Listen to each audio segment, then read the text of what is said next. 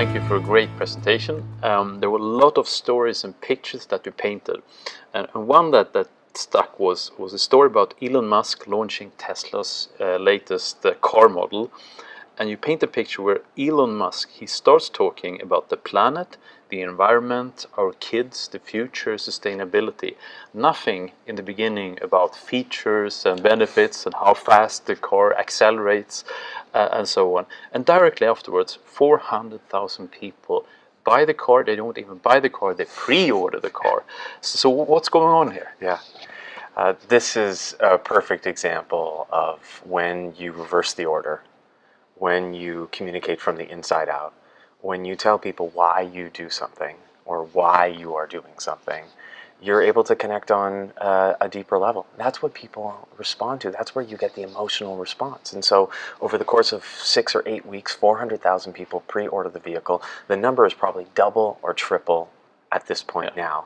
Not only that, that number 400,000, I didn't mention this before, but at that moment in time, it represented more sales, more electric vehicles that were on the road in the United States at that time last year in 2016. So Insane. In a 6-week period, they sell more vehicles, electric vehicles that were on the road, because Tesla, as opposed to, nothing against Ford or GM or any of the other companies, but they're not good at communicating their why. They're good at coming up with the what. They're good at explaining what makes them different. But they're not comfortable talking about the why. I mentioned it before. If it was easy to talk about the why, everybody would be doing it. But it's hard because it's emotional. And companies don't do emotion well. If you think about leadership and leaders and executives today, you see executives are going to storytelling workshops. Why are they going to storytelling workshops? Because people know that if you can tell a story, that's how you connect with people. You connect with people on that deeper emotional limbic level, and that's how you drive behavior. Talking about what is what commodities do. Starting with why is what great leaders and great companies do. They inspire. I mean, when this seems so difficult. I mean, often people talk about this why talk as something that's really kind of fuzzy. It's not tangible enough. But in your experience, when you're working with purpose-driven organizations, are they lower in output, or are they less hardworking? In my experience, they are quite the opposite. They are much more hardworking, but not hardworking as in slave labor, working till midnight. When necessary, people will put in the hours, but what I find is they actually are more efficient. They're actually more effective. They actually get more done in less time with less resources.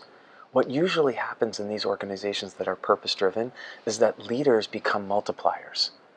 There's a famous book called The Multipliers that was written by Liz Wiseman, and she looked at leadership at Oracle, which was the big software company, and what she found is that there were some leaders that were able to get twice as much done with the same amount of people. So I don't think it's about working harder. I think you need to be diligent. I think you need to be committed. I think you need to be dedicated, and people will give you that all. But it's not about, working till 1 o'clock in the morning. When I have friends who are like, oh, it's Friday night, 9 o'clock, and they're still at the office. Who wants to live that life? I mean, once in a while, it's fine. So I don't think it's about working harder. I think it's as much as it may sound like a cliche, it's working smarter. And it's because the people feel safe, because people are dedicated and have a laser focus and are aligned with the overall kind of company vision and mission. So they're sharing more information, they're being more cooperative, they're being more trustworthy, they're breaking down silos, they're figuring out all the things that they need to do to be more effective and do great work. Do work that they're proud of. Like, if you increase, not because they're working harder, but because people are working together. Yeah, and speaking of that, that is what you're working with as a team. Yeah. The Start with Why team. Yeah. So when you are starting with working with a company or organization, what usually happens when they start to get purpose driven? Yeah. So a few things happen. There's resistance. Yeah. And people say, we've seen something like this before, because every company has been through a change initiative. Every company has done a restructuring or a layoff or a reorg. And so people are conditioned to say, oh yeah, we'll see it when we believe it. I'll get on board when I get on board. And so that's where, when Simon talks about sort of this graph, he talks about, well, how do people come along? Do we have our, the diffusion of innovation? Like, do people come along? Who are my early adopters? Who's my early majority? Who's going to be my late majority? Who's going to be the laggards? So the first thing that you see is a pockets of resistance where people are saying, no, this isn't for me. I don't like it. Prove to me that it's going to work, and then I'll get on board. Yeah. And the more analytical you are, that tends to be sometimes a trap that you can fall into because you're looking for proof. I can't prove to you the why, like you said before, it's fuzzy, it's intangible. We've got to prove it with our what's and our how. So definitely the first thing you see are pockets of resistance, and people are saying, I'm not sure I'm comfortable with this. But what happens over time is people start to self-select out. The analogy I use is the bus and the seat. The bus is the company, and the seat is your role. And what our dream, our vision, is that every single person who goes to work is on the right bus and on the right seat. And what that means is they're in the role that's a good fit for them, and they're at a company that's a good fit for them. Just because I talk about Netflix or Zappos doesn't mean that's a good fit for everybody. So hopefully over time, people start to recognize, is this a good fit for me? Am I in the right seat? Am I in the right bus? Because sometimes you're on the right bus, meaning you're working at a company that you really like, but you're in the wrong seat. I don't like my role.